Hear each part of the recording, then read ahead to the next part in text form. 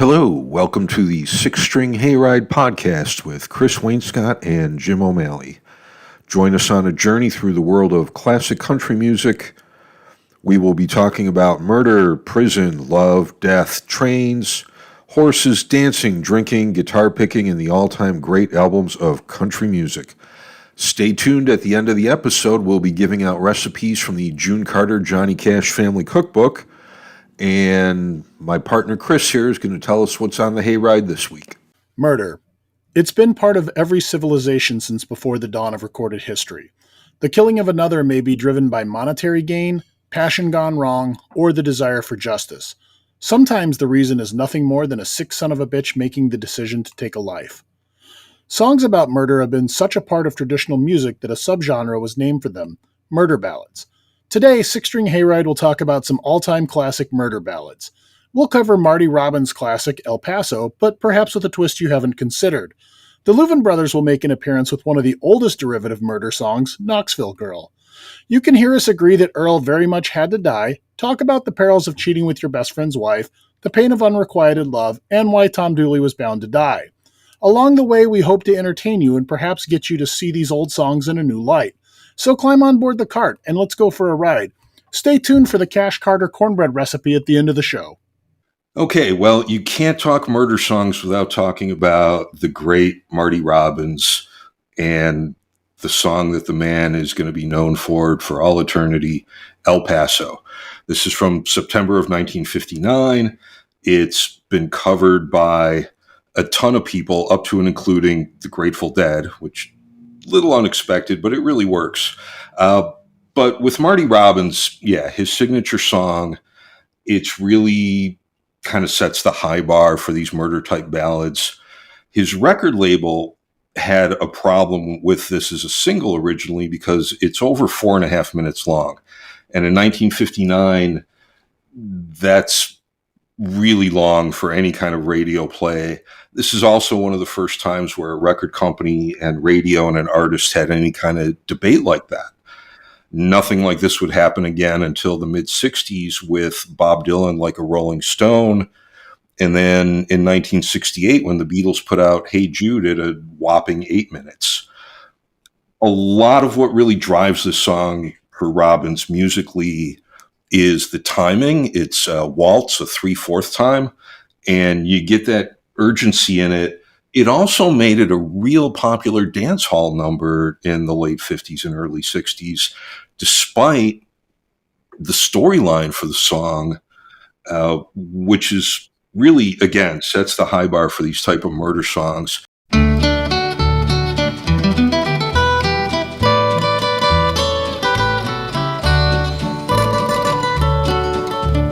Out in the West Texas town of El Paso, I fell in love with a Mexican girl.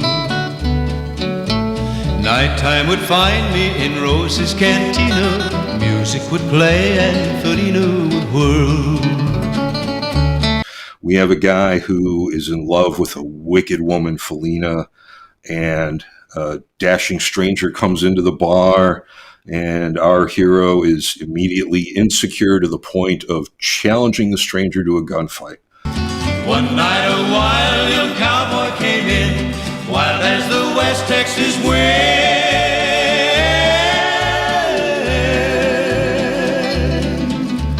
Dashing and daring a drink he was sharing with wicked Felina, the girl that I love. So in anger I challenged his right for the love of this maiden. Down went his hand for the gun that he wore. That goes poorly. The handsome stranger dead on the floor. Our hero is swiping a horse and getting out of town. He realizes quickly that he would rather die than go without dear Felina. Wicked or not, he's got to have her. He gets himself back into town. And this is where the song really gets an almost existential, literary kind of quality to it. Our hero is anti-hero, really, comes back to town, and he can see that there's a dozen cowboys coming on one side. There's a few more coming up behind him on the other. He hears the rifle. He sees the smoke. He feels the bullet, he says, deep in his chest. you're thinking, okay, she's really got to be worth something for the guy to go through all this. And again, musically, it's just driven by that 3/4, that beautiful, beautiful flamenco guitar part that drives it. It's Grady Martin, part of the Nashville A Team. He was also the main guitar player on a lot of the Patsy Cline records from this era, but he really creates a real hard Spanish flamenco beat. And if you're going to call the song El Paso and you do not have one of the most well executed, brilliant Spanish sounding guitar parts in it, you're just coming up short. But no, Robbins delivers on every level here: the story, the narrative, the backing music. And he really takes that Sons of the Pioneer vocal style, that kind of soaring harmony thing, and almost every line, every verse ends with Robbins going up into those notes that really just him and Roy Orbison can touch. Out through the back door of roses I ran, out where the horses were tied.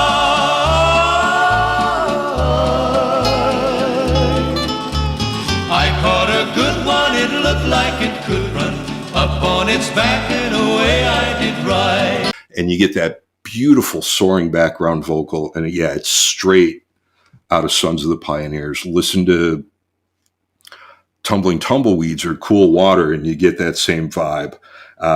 It's tragic. The woman is beautiful and wicked. There's a lot of action. It's 3/4, so it's a polka beat you can dance to. You can't go wrong here, folks. Yeah, I agree with you on most of your points here. I do agree that Grady Martin makes the record. His guitar playing, just in general, is brilliant on most of the things that he's done in his career. It's amazing to think of all of the different styles he's played in with all of the different people he's played with. And even to this day, from time to time, I'll be listening to something, I'll look it up, and I'll see that Grady's the one who actually played on that record. You made the point that Grady was a member of the Nashville A Team. This song actually features another member of the A Team, Bob Moore, who played bass here. Bob often worked kind of as an uncredited producer with a lot of those Nashville A-Team sessions. So this song actually comes to us from the record Gunfighter Ballads and Trail Songs. One of the things I like about this is the fact that Marty Robbins actually wrote the song himself. Don't get me wrong, I'm not really hung up on artists necessarily being the ones who write their own stuff all of the time. You wouldn't have a lot of great music if we didn't have people like a Bobby Braddock or those guys who wrote so many epic songs but weren't really known as performers. As far as this song goes, to me, there's an interesting twist here. So the narrator is clearly a criminal. He stole the horse. That part is undisputed. But to me, the actual murder part in this murder ballad is actually the cowboys killing the narrator. It seems to me like, while the details are sketchy, we do have the line, "Down went his hand for the gun that he wore." My challenge was answered in less than a heartbeat. A handsome young stranger lay dead on the floor. Just for a moment I stood there in silence, shocked by the foul evil deed I had done. Many thoughts raced through my mind as I stood there. I had but one chance, and that was to run. Which tells me that perhaps the cowboy was the one who was intent on murdering the narrator.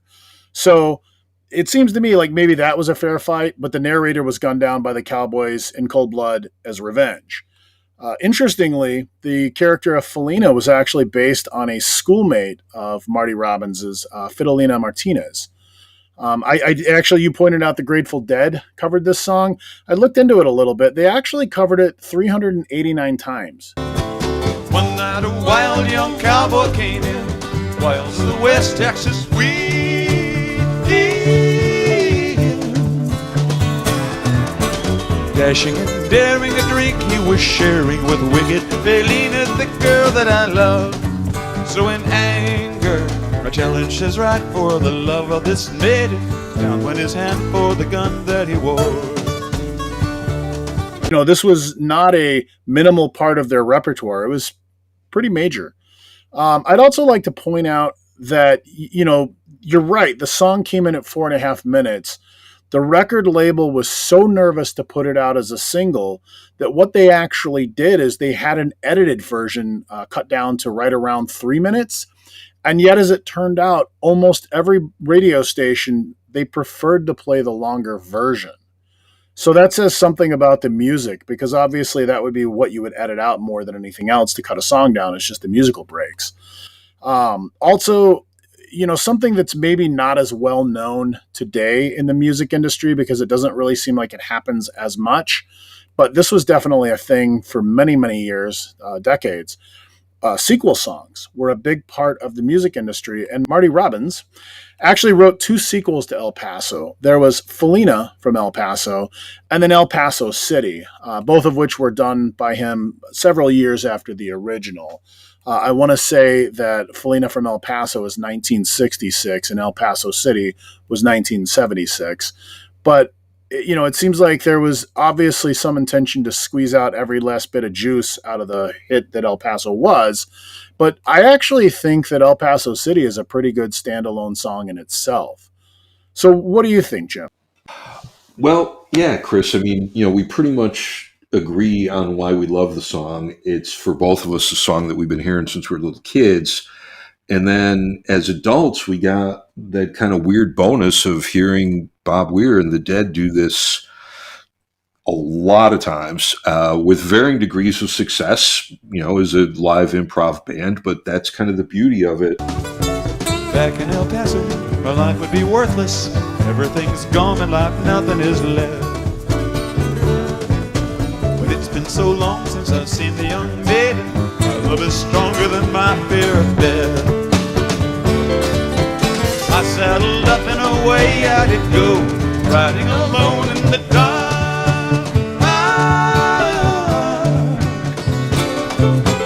Maybe tomorrow a bullet may find me. Tonight nothing's worse than the pain in my heart. Weir himself spent a lot of his troubled youth growing up on ranches in Wyoming and Colorado.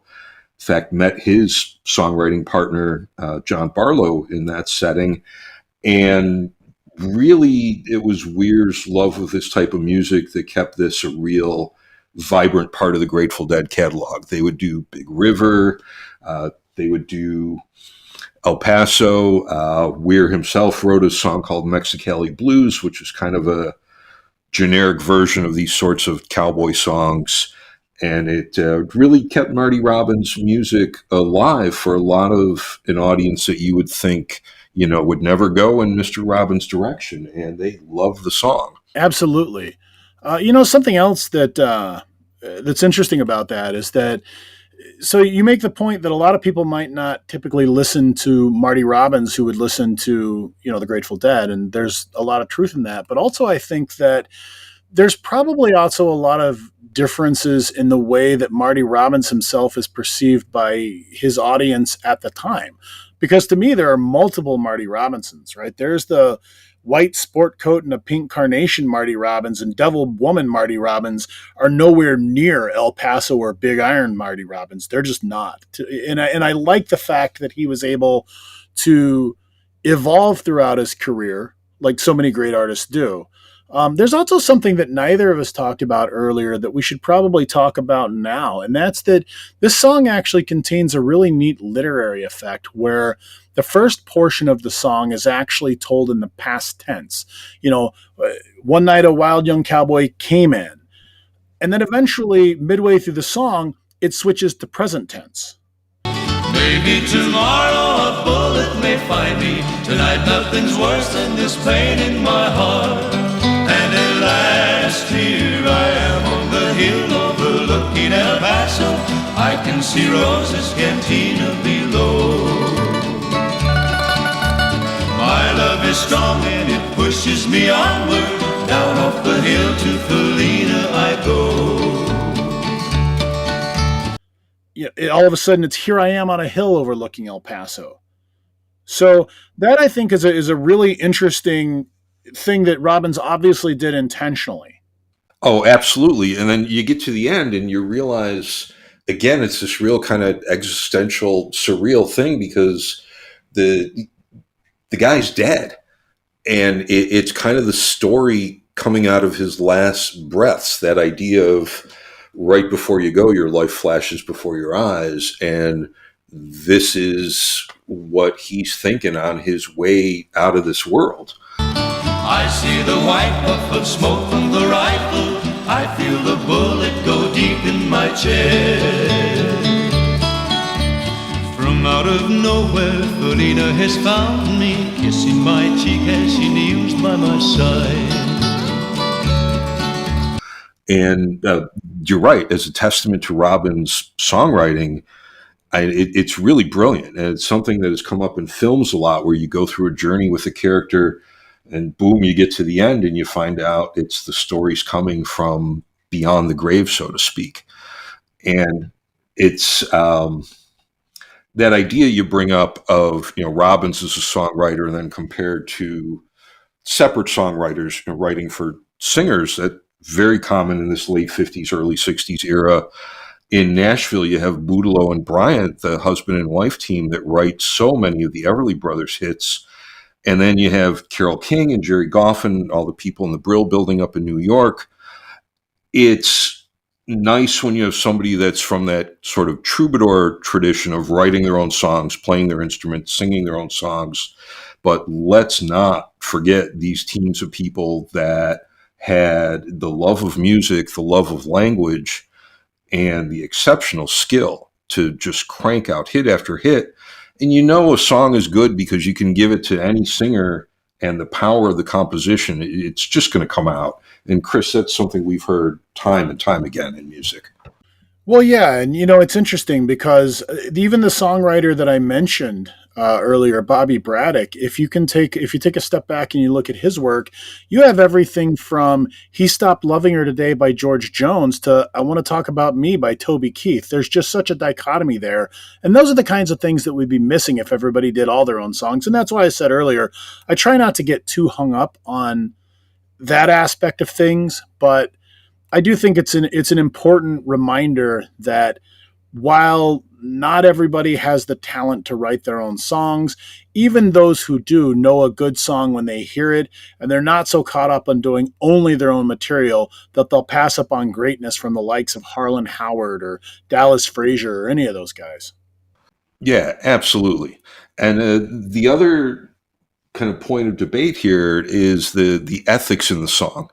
The initial confrontation in the bar between the handsome young stranger and the narrator, this is sort of the accepted rules of the era that's being described in the song. The Old West mentality, might makes right. But it's actually deliberately mentioned that the handsome young stranger, the hand goes down for the gun. Okay, so fair play to both guys here. Our narrator was a little quicker on the draw. What kind of gets my attention is that there's well over a dozen guys that are willing to chase him down sometime afterwards, not even immediately afterwards, that this mob is after him. I'm not sure I quite get that, given, again, that the original setting, the confrontation in the bar, that's not a terribly unusual thing for the era being described. I don't think it takes more than a dozen guys to bring down a single horse thief. So we have great, passionate, excessive love in this song. We have great, passionate, excessive mob justice to finish up the song. It's one of the great stories in country music. We both love it. Cradled by two loving arms that I'll die for. One little kiss and Felina, goodbye.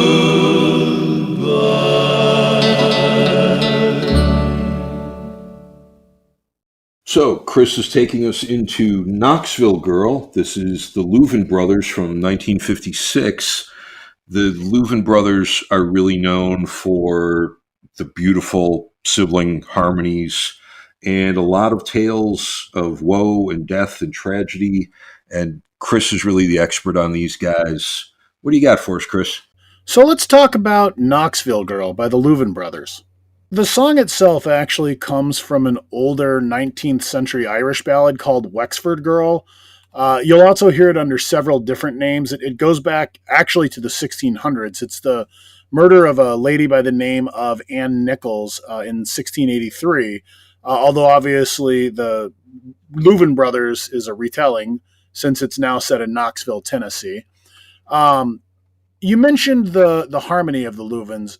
They can actually take a song like this, which is literally about the brutal beating death of a woman who did nothing to deserve it, and somehow they make it sound beautiful because of how well they harmonize. I met a little girl in Knoxville, a town we all know well. And every Sunday evening, out in her home I'd dwell. We went to take an evening walk about a mile from town. I picked a stick up off the ground and knocked that fire girl down. Obviously, this is in the vein of those classic murder songs. You have a scenario where the narrator is upset or touched off by something. They don't really ever say what, but for no apparent reason, he picks a stick up off the ground, literally beats her to death in spite of her pleading to live, and throws her body in the river, goes home like nothing happened, tells his mom, no, don't worry, nothing happened. What are you worried about, Mom? I cut my hand, I'm cool, don't worry. Saying, dear son, what have you done to bloody your close soul?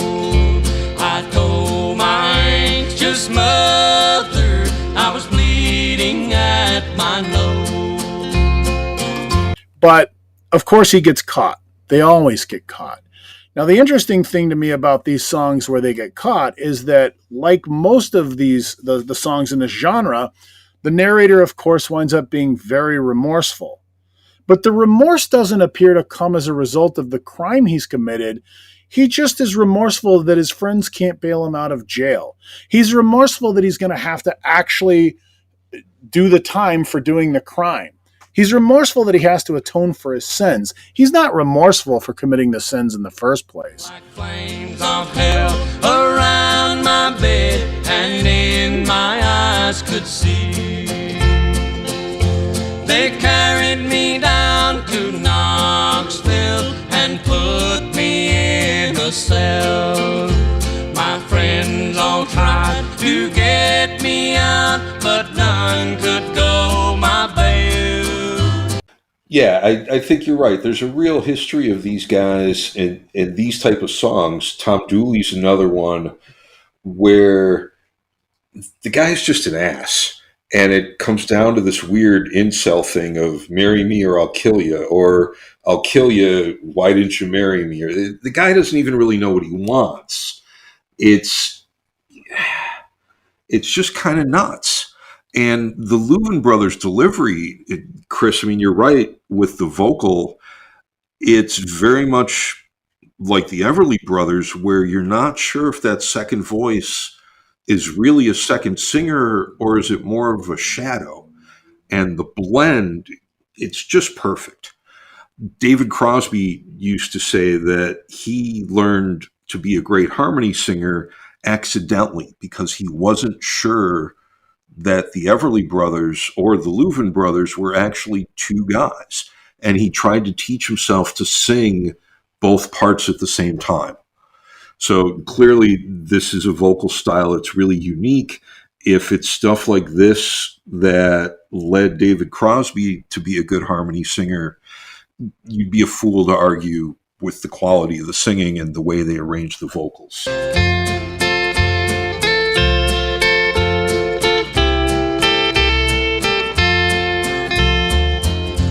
I took her by her golden curls and I drug her round and around, throwing her into the river that flows through Knoxville town. Yeah, this actually comes from the debut album that the Louvin brothers did for Capitol Records. The name of the record is Tragic Songs of Life.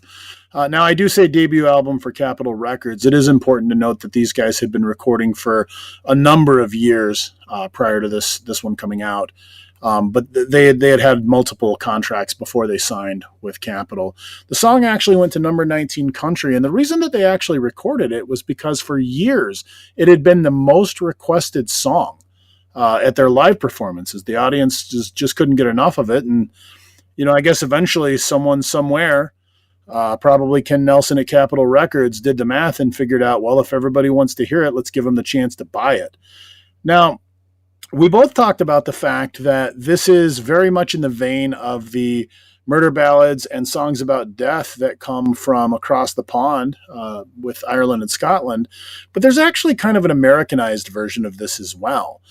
There's a lot of pop songs, teenage pop songs, especially, in the 50s and 60s, that it may not be the murder of somebody, but it's always a tragic death. Whether we're talking about songs like Last Kiss or Tell Laura I Love Her, or any of those songs that are just Endless Sleep, which is another one which has been covered by country artists.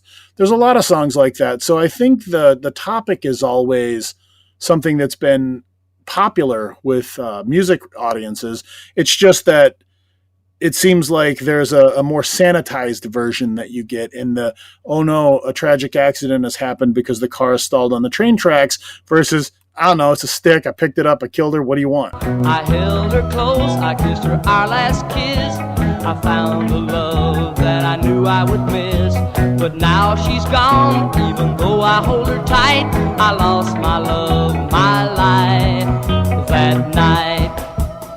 Something else I wanted to touch on really quickly before we moved on is you had mentioned the harmony of the Louvin brothers, and how David Crosby wasn't sure, was it the Louvin brother, the Everly brother, because he didn't really know if there was one person or two people singing those parts.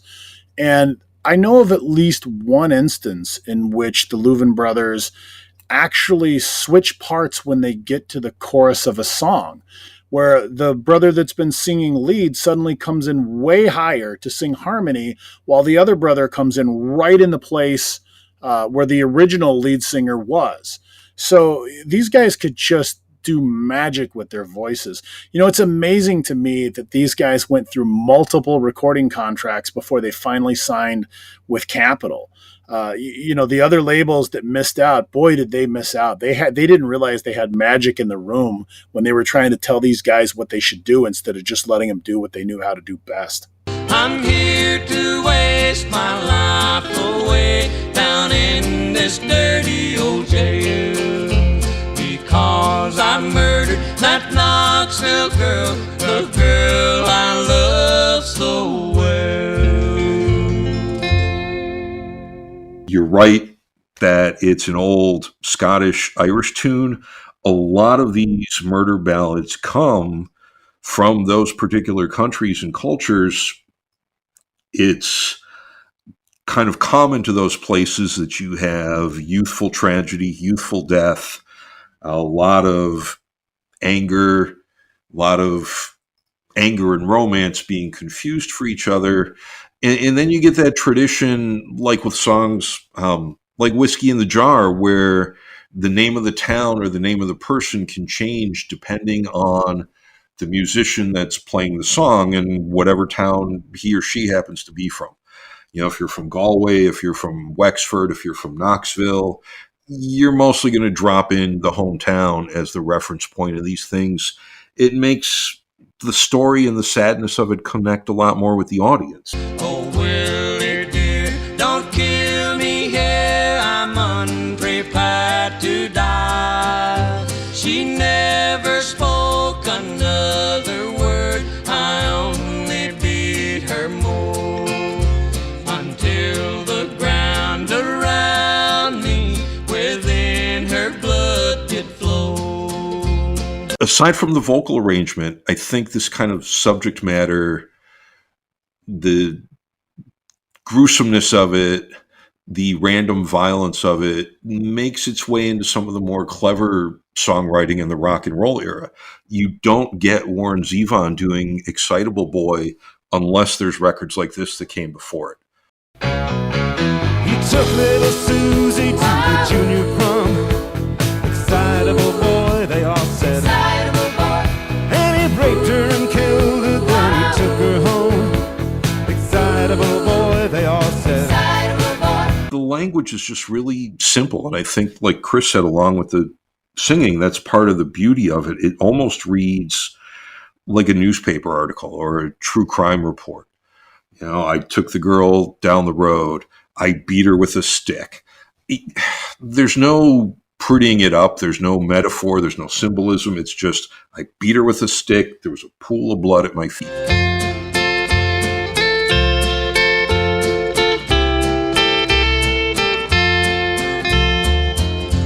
I took her by her golden curls and I drug her round and around, throwing her into the river that flows through Knoxville town. And then, yeah, when the guy goes home, his mom says, you know, well, what's with the blood? And he says, I cut myself, bloody nose. It's reminds me of that bit in Goodfellas where Joe Pesci comes into his mom's house and she asks what's going on. And he's like, we hit a deer. Anyway, you know what reminds me, Ma, I need this knife.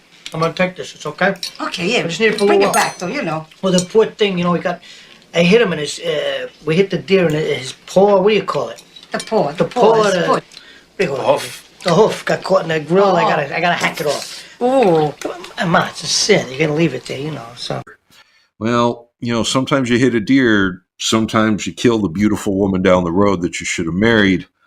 Either way, these things never end up happy. A lot of it comes from that old Romeo and Juliet tradition. Always keep in mind that in storytelling, love sells, and tragic love sells even more. You have a genre within a genre within a genre. You can trace this back to the Irish and the Scottish. You can trace that back to the Romeo and Juliet type stories that came from the Mediterranean and from the Italian way before Shakespeare's time. And again, there's nothing like a good love story that ends with everybody dead. Okay, through some of our discussions and previews for Six String Hayride, you have heard my illustrious partner Chris ask the musical question, does Earl really have to die? Oh, Jesus, hell yes, does he have to die? In a big way. Getting poisoned and dumped in a truck is one of the best things that could happen to this kind of guy. So, yeah, we have Goodbye Earl from the Dixie Chicks from the year 2000. This was written by Dennis Lin, who also wrote Burning Love for Elvis. This song went to number 13 on the country charts in 2000, but not without a little bit of controversy. This is a single that deals with not just violence, but women getting proper, justifiable karma revenge after trying to go through the conventional legal system process, and that comes up short to help. So they take matters into their own hands. A lot of radio stations did decide to pick this up. They did play the record, and along with the record, there would be public service announcements with hotline phone numbers and other resources for women who were going through domestic abuse issues. Let's take a look at the song itself. We have Marianne and Wanda. They're best friends through school, through high school. Obviously, the song describes it and sets it up as they're living in kind of a small rural town. Marianne is fortunate enough and ambitious enough to get herself out of town. Marianne and Wanda were the best of friends all through their high school days. Both members of the 4-H club, both active in the FFA. After graduation, Marianne went out looking for a bright new world. Wanda looked all around this town and all she found was Earl. Radio stations didn't want to play this because of the subject matter. It's perfectly fine when you have two guys in a gunfight with each other, a guy robbing a train, cowboys robbing a bank, anything like that. Absolutely fine. Radio doesn't seem to care. Folsom Prison, El Paso, a lot of these songs, nobody really batted an eye. But in the year 2000, when you have women standing up for themselves and getting revenge against a horribly abusive guy, then all of a sudden that's a problem. I think by the year 2000, if you can't have an honest discussion about domestic abuse, a woman's right to defend herself, a woman's right to access help and resources, and just how common of a thing this can be, that's terribly short-sighted of us as a culture. And as Chris said, country music, you can do better. Well, it wasn't 2 weeks after she got married that Wanda started getting abused. She put on dark glasses, long sleeve blouses, and makeup to cover her bruise. Wanda stays behind. She marries one of the local small-town goofballs, a guy named Earl. Earl beats Wanda. After the wedding, the beating continues. She goes to the police. Not a lot of help. He beats her again. She gets a restraining order. This is very typical in these situations. Earl breaks the restraining order. He beats Wanda again. Wanda winds up in the hospital. Well, she finally got the nerve to file for divorce. She let the law take it from there. But Earl walked right through that restraining order and put her in intensive care. She gets in touch with Marianne for a little help, a little friendly support. Marianne comes back into town, helps Wanda, and they come up with a plan to deal with this on their own. Let's face it, folks, Earl's already defied the police. He's defied the restraining order. You cannot rely on the system to help women in this situation on any regular basis. So Marianne and Wanda come up with a great plan. Earl likes eating black-eyed peas. The ladies poison the black-eyed peas. Earl eats them. Earl dies. Earl winds up in the trunk of the car. Marianne and Wanda leave town. They have Earl in the trunk. Hopefully they put him somewhere nice, comfy, and quiet. Right away, Marianne flew in from Atlanta on a red-eye midnight flight. She held Wanda's hand and they worked out a plan, and it didn't take them long to decide that Earl had to die. Eventually, the police come around the house saying, hey, we're trying to follow up on the restraining order. Have you seen Earl? Can you give us any information? And of course, Marianne and Wanda say, no, we haven't seen him. We don't know where he is. The policeman says, thank you, ladies. If you get any information, give us a call. Let us know. Policeman leaves. Marianne and Wanda sum this up in a lovely way. Earl is the missing person that no one misses. Goodbye, Earl. Those black-eyed peas, they tasted alright to me. Earl, you feeling weak?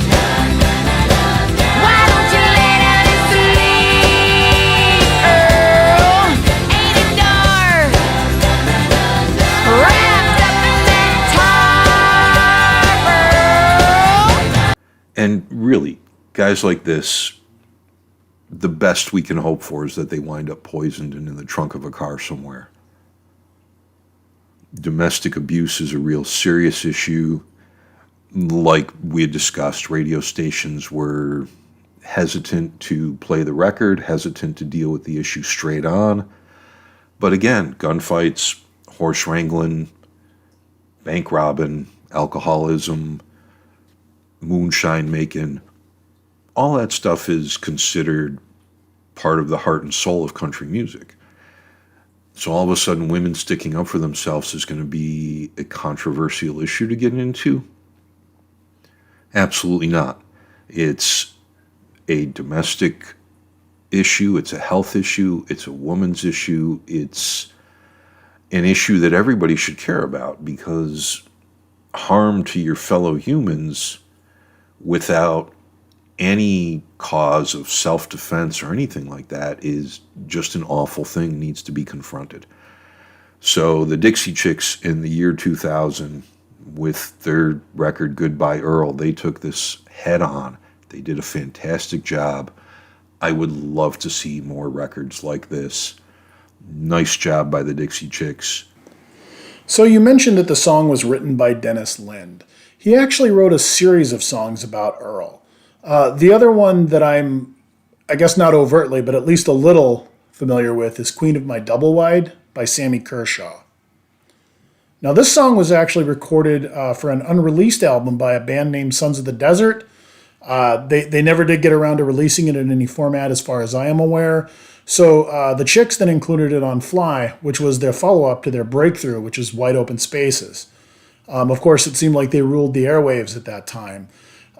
It's actually interesting. This song made it from the record just due to the success of it playing as an album track. You mentioned that some stations were hesitant to play it. I actually did a little research, and I learned that of the 149 stations which were being tracked, 20 of them refused to play this song. Now, ostensibly, the reason they give is because of the violence that's portrayed within the song. But Earl walked right through that restraining order and put her in intensive care. Right away, Mary Ann flew in from Atlanta on a red-eye midnight flight. She held Wanda's hand and they worked out a plan, and it didn't take them long to decide that Earl had to die. They were protecting themselves, but they were the killers in this song. You have stations that are fine playing a song like El Paso, which features a cold-blooded killing. You have no issue with a station playing Folsom Prison, which features an even more cold-blooded killing. But the second women stand up for themselves, suddenly a lot of stations took issue with that. It's interesting because the only other instance I can think of a song being banned to some degree because of violence in women is The Thunder Rolls by Garth Brooks, because they made him remove the third verse about the woman killing the man for running around on her and treating her poorly. So some stations actually, you mentioned this, some stations started giving the numbers to domestic violence shelters when they would play this song. And I think maybe there's some good that can come of that. But overall, I mean, do better, country music, please. The cops came by to bring Earl in. They searched the house high and low.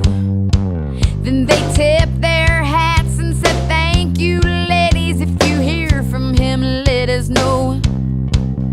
Well, the weeks went by, spring turned to summer, and summer faded into fall. And it turns out he was a missing person who nobody missed at all. You're listening to a six-string hayride with Chris Wainscott and Jim O'Malley. Today, it's Murder Ballads. Don't forget, at the end of the show, we've got the Cash Carter cornbread recipe for you. It's a good one. Next, we have Long Black Veil, 1959, by Lefty Frizzell, written by Danny Dill and Marjan Wilkin. 10 years ago, on a cold, dark night, there was someone killed 'neath the town hall light. There were few at the scene, but they all agreed that the slayer who ran looked a lot like me. Dill and Wilkin set out deliberately to try to write an instant folk classic. They were drawing from two sources primarily: an old folk song by Red Foley called God Walks These Hills With Me, and a story revolving around the death of film star Rudolph Valentino. For a long time, there was a woman who was never identified who wore a dark veil and would visit Rudolph Valentino's grave and leave a rose on the grave. It's never been determined who she was or what her motive was, but it is a real catching story. Long Black Veil is the story of a man who is falsely accused of a murder. It's a cold, dark night.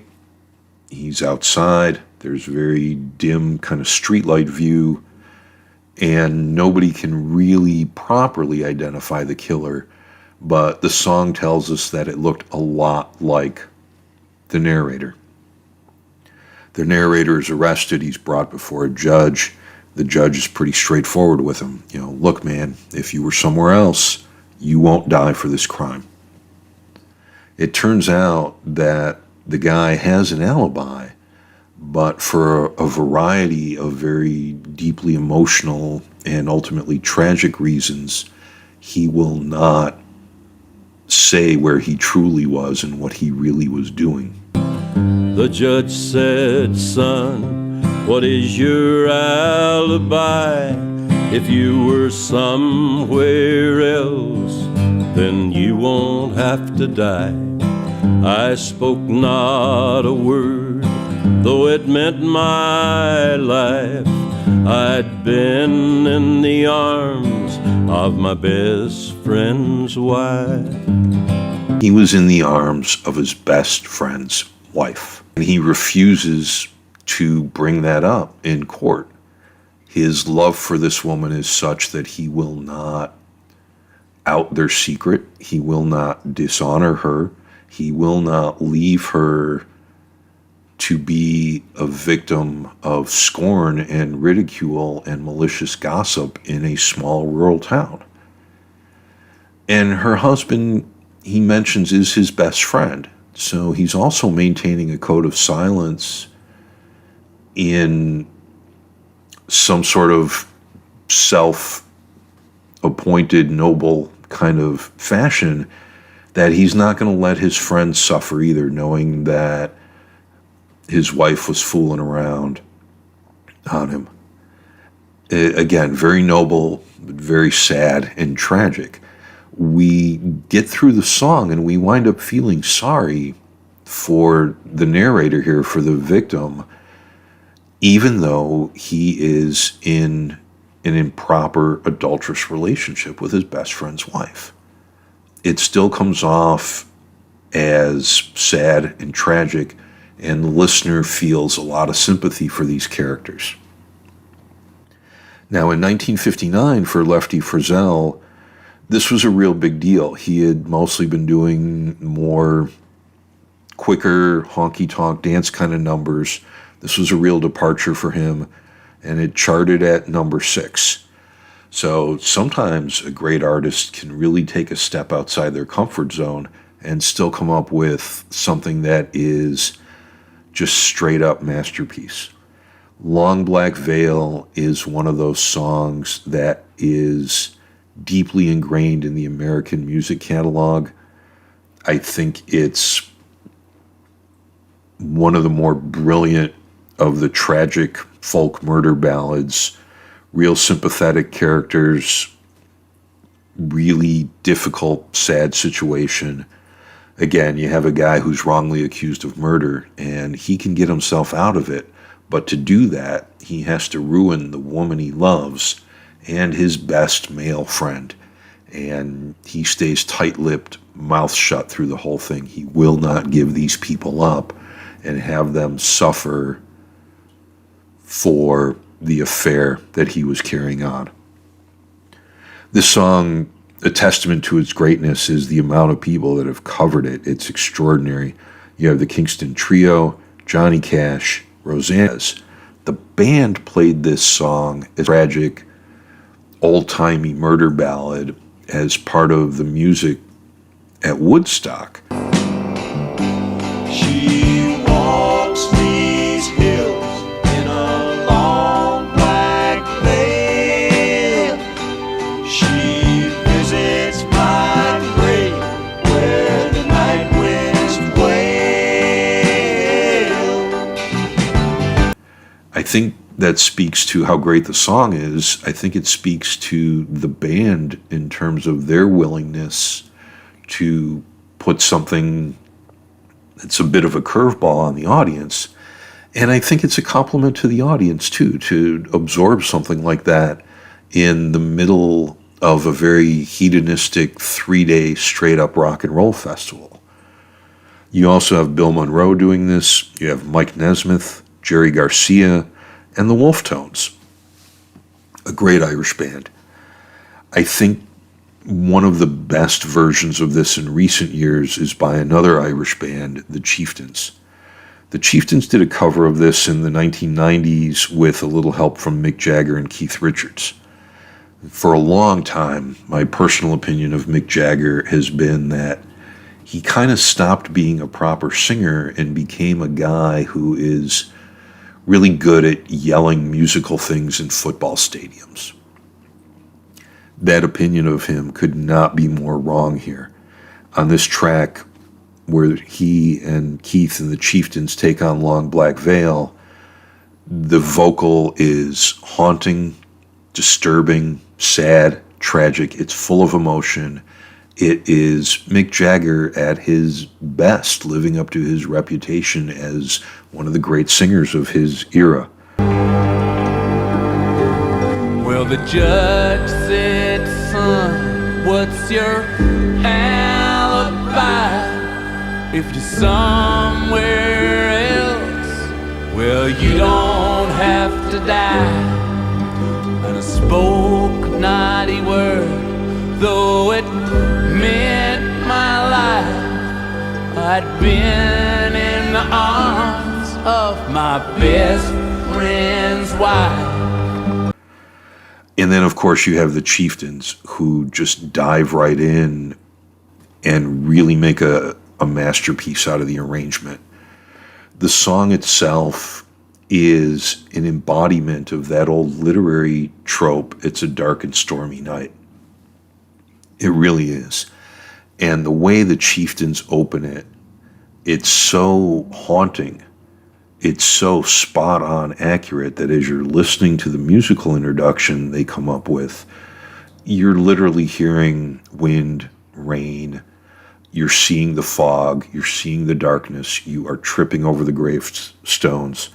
They just put you right there in that spot.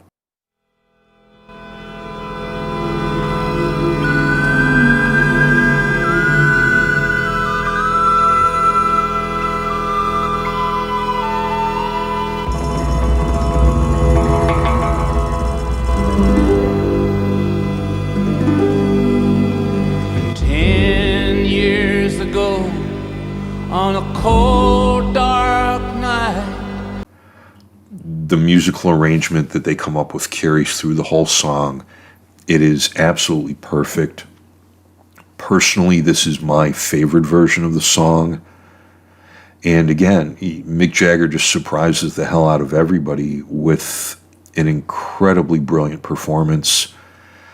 And the Chieftains are right up there with the great musicians of the world, certainly the best in recent years in Irish music. You're just not going to get a better interpretation where the music actually sets that scene. Cold, dark, stormy, tragic, sad.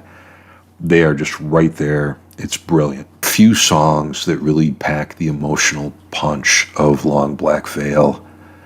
You have a guy deeply in love with his best friend's wife. You have a guy who's accused of murder. He cannot get out of it without telling a secret that's going to destroy the two people that mean the most to him. So he carries that secret to his grave. The scaffold was high and eternity near. She stood in a crowd shed not a tear, but sometimes at night, when the cold wind moans in a long black veil, she cries o'er my bones. And the woman, like the Valentino story, carries a quiet, secret visitation to his grave, a remembrance, a vigil, to recognize the sadness of her lost love. Long Black Veil from 1959. It's going to be a classic 1,000 years from now.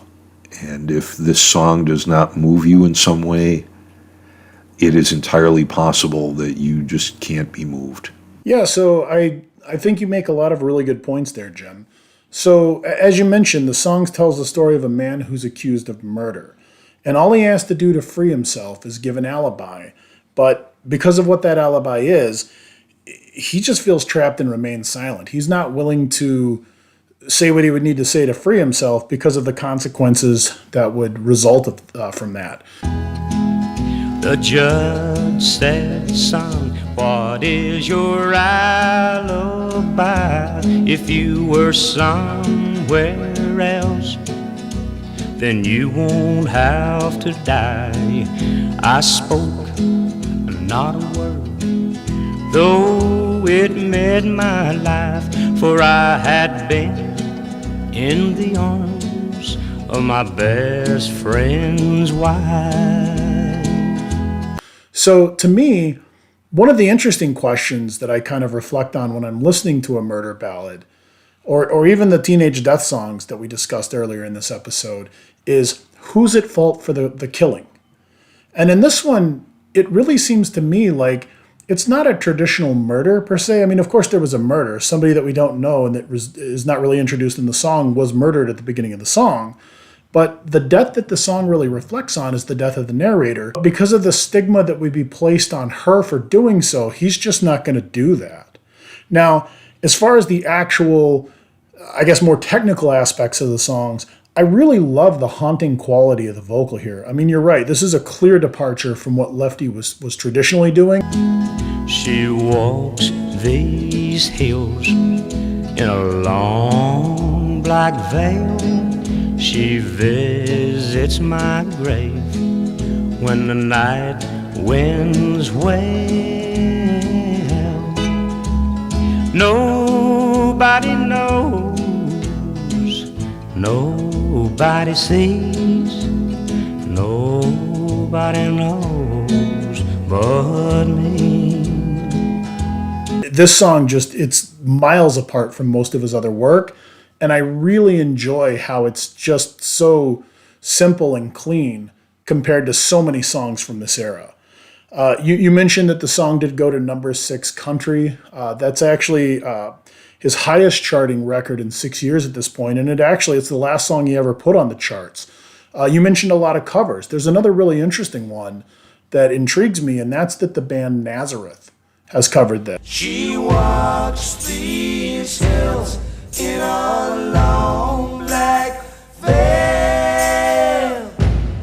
She visits my grave where the night winds wail. But they also did a cover of Love Hurts, which was, of course, famously done by Graham Parsons and Emmylou Harris. So it's interesting that this band clearly has some sort of country stylings when they would look at songs to record. Also in 2019, this song was actually selected by the Library of Congress for preservation in the National Recording Registry. So I think that says a lot about this song as well. Yeah, absolutely, Chris. That nails it perfectly. The storytelling, the arrangement, the really unique position that this takes in Lefty Frizzell's catalog, and the wide, brilliant variety of the cover versions of this. You have Johnny Cash's masterful storytelling. You have Mick Jagger with the Chieftains doing something so incredibly steeped in gothic horror storytelling that you'd think Mary Shelley was there while they were doing it. And then, as you mentioned, really unique covers in the rock and roll era from Nazareth. And then the one that struck me as really interesting was the band's cover.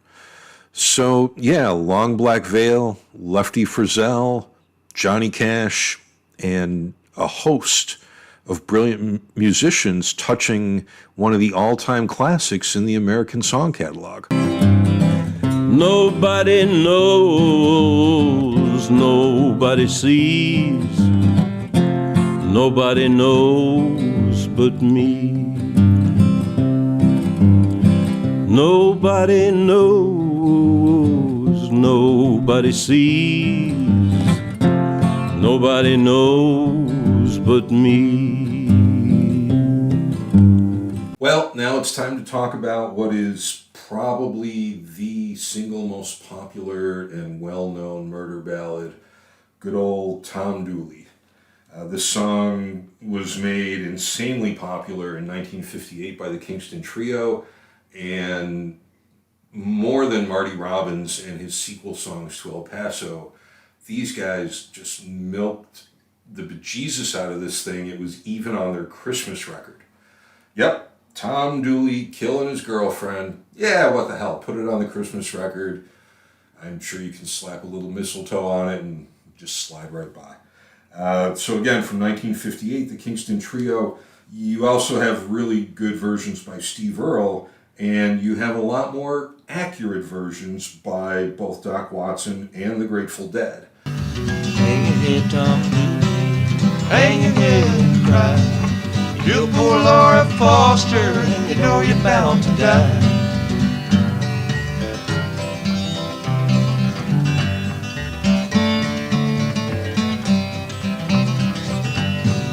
Took her on the hillside, begged to be excused. Took her on the hillside, and you hit her clothes and shoes. Tom Dooley was a fellow named Tom Dula, and he was twice convicted and hung for the murder in 1866 of a pregnant Laura Foster. So in the Doc Watson version, in the Grateful Dead version, in the more traditional versions of the song, think not the Kingston Trio, you get a real journalistic blow-by-blow of killed poor Laura Foster, now you have to die.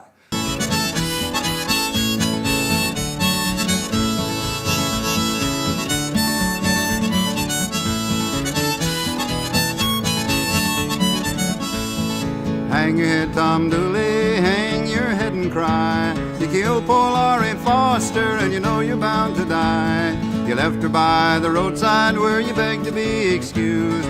You left her by the roadside, then you hit her clothes and shoes. It's not as spiffed up as the Kingston Trio arrangement.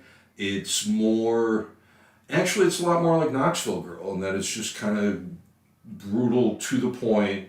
This is what happened, this is how it happened, end of story. And again, Tom Dula was twice convicted for this. They hung him in 1868. So it did take a couple years for him to get through the justice system. And all of this happened in North Carolina. It, in the early to mid-20s, became a bit of a folk legend through North Carolina. And then the earliest versions of it as a song start to come up in 1929. So this song had a good almost 30 years of being a hardcore, very graphic, very straight to the point murder ballad. And then in the late 50s, the Kingston Trio and their beautiful matching outfits try to pretty it up a bit. They have a huge hit with it. You know, if you've been in Girl Scouts or Boy Scouts or any of those camping type things, you have probably encountered this song as a kid, not fully realizing what was going on. When the sun rises tomorrow, Tom Dooley must hang. Hang down your head, Tom Dooley, hang down your head and cry. Hang down your head, Tom Dooley, poor boy, you're bound to die. We can't help you there, sorry. But again, if you want to get to the heart of the matter, a true story, deep in the South, brutal killing, tragic love story. The woman was very young and pregnant. This is the song. It's just so well known. It's hard to go anywhere where you're going to find somebody that can at least sing or recognize part of that course. And that's Tom Dooley. He's mean, he's awful, he paid for it. We all know about it. You took her on the hillside for to make her your wife. You took her on the hillside and there you took her alive. You dug the grave 4 feet long and you dug it 3 feet deep. You rolled the cold clay over her and tromped it with your feet. Hang your head, Tom Dooley, hang your head and cry. You killed poor Laurie Foster and you know you're bound to die. And off to you, Chris. What do you know about Tom Dooley? Well, it's funny. You mentioned the outfits of the Kingston Trio. So we're definitely going to link a video clip to our Facebook page. And we'll make sure that we link to that in the show notes for this one. I think everybody should take a look at that and try and figure out, are these guys trying to sing you a song, report on a news story, serve you a hot dog? What's happening? So you mentioned that this song was covered by the Kingston Trio almost 30 years after it was originally done. I think a lot of people kind of forget how important folk music was in the American music scene in the late 50s, early 60s. Of course, this is the scene that Bob Dylan comes from, and a lot of others. So this is the song that started it all. It's kind of like the Big Bang of the American folk music revival of that time. Met her on the mountain, stabbed her with my knife. Hang down your head, Tom Dooley, hang down your head and cry. Hang down your head, Tom Dooley, poor boy, you're bound to die. You mentioned that this song was actually covered by damn near everyone, and that's true. Like you said, it was around for quite a while before before the Kingston Trio did it. The version that we're primarily sharing clips from today was actually done by the Grateful Dead. They appear to only have played the song once. So this comes from the show from November 17th, 1978. Dug your grave 4 feet wide, you dug it 3 feet deep. Roll the cold plate over her and tromp with your feet. Hang your head, Tom Dooley, hang your head and cry. Kill poor Laura Foster, you know you're bound to die.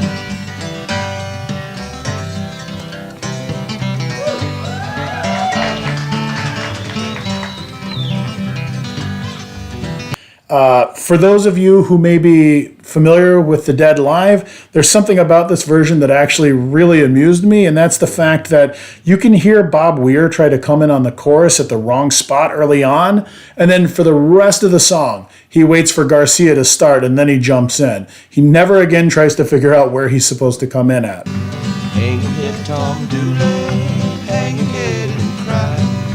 Kill poor Laura Foster, you know you're bound to die.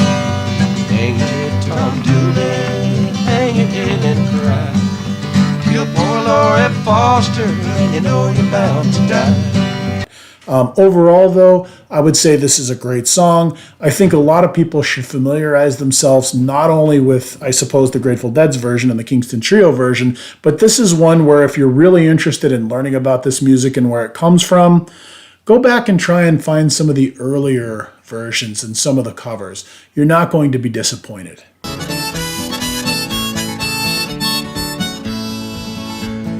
Trouble, oh, it's trouble a-rolling through my breast. As long as I'm a living, boys, they ain't gonna let me rest. I know they're gonna hang me, tomorrow I'll be dead, though I never even harmed a hair on poor little Laurie's head.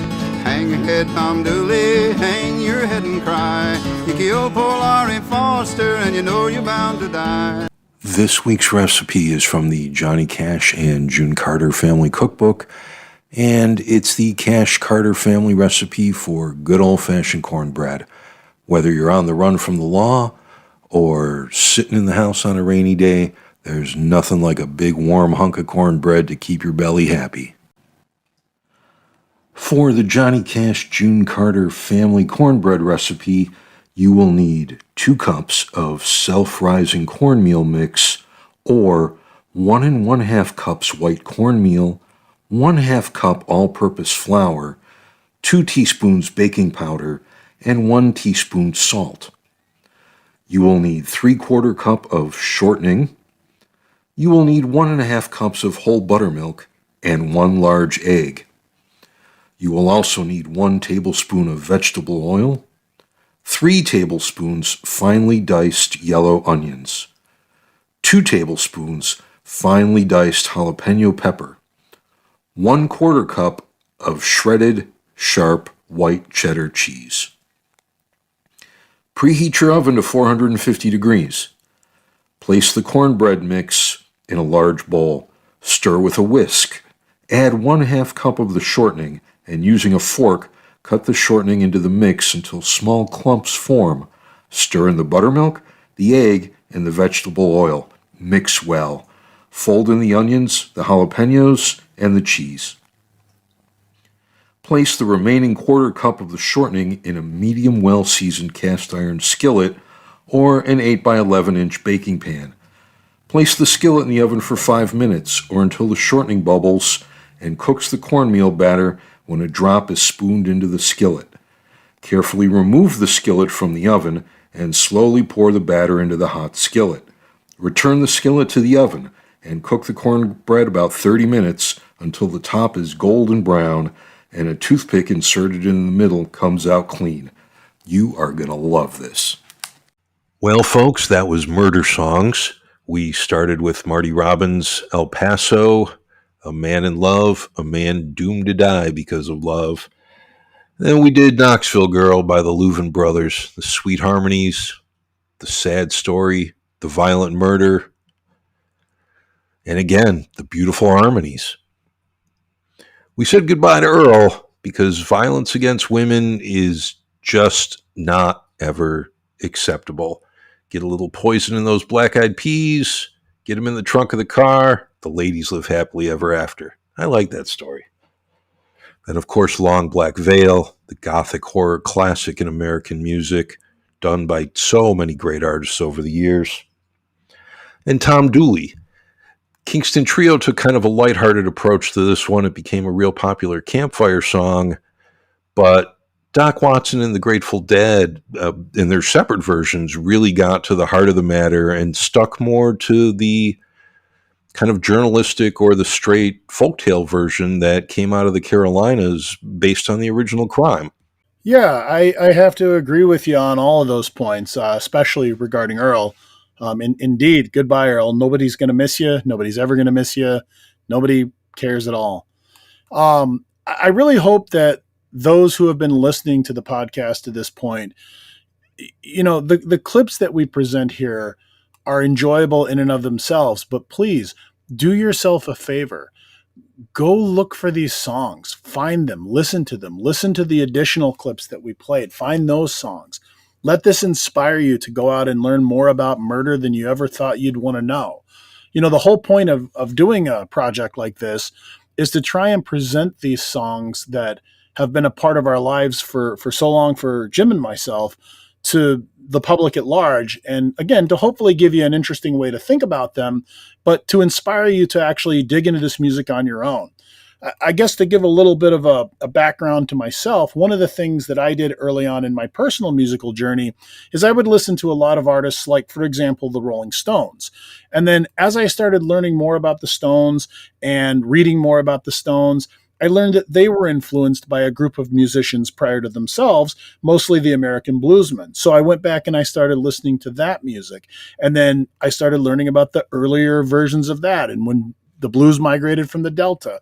So the idea of all of this is give yourself a starting point and then take your own journey. It's always something that you'll get more out of it than you ever thought you would. And you'll find this new way of enjoying things that hopefully will continue to inspire you and grow. Yeah, absolutely. And just as kind of an overall tip for music lovers everywhere, when you find out who you really enjoy as a musician, as an artist, find out who turned them on. Because specific to some of the music we're talking about on the Hayride here, I can think of two really easy examples. Both Ringo Starr and Jeff Beck, as children, have often said that going to cowboy movies, the Gene Autry movies, the Sons of the Pioneers, that music, that was a big part of their childhood and a big part of their early impression of what music was and where music could take you. So open up your imagination. Find the guys you like, the ladies you like, track down who turned them on, and you will be on a journey that will be its own reward. Thanks very much for listening to Six String Hayride. And remember, please go to the Facebook page, also called Six String Hayride. Click on the happy thumb, listen to the music samples, check out the recipes, and yeah, there will be a picture of the Kingston Trio in those wacky pink shirts. We'll see you down the road, folks. Also, don't forget you can email us at sixstringhayride@yahoo.com. Please send us any questions you may have, comments you may want to make. If you have any sort of constructive criticism, that's also welcome. And also, please, whatever podcast platform that you chose to listen to this on, please don't hesitate to go give us a review, a rating and a review. Thanks, everyone, for joining us on Six String Hayride. Thank you to Belky, Stevie, and Fergus, as always. And hang out with us next time. Go for a ride and talk about prison and prison songs and the prisoners who sing them. We'll see you next time, folks.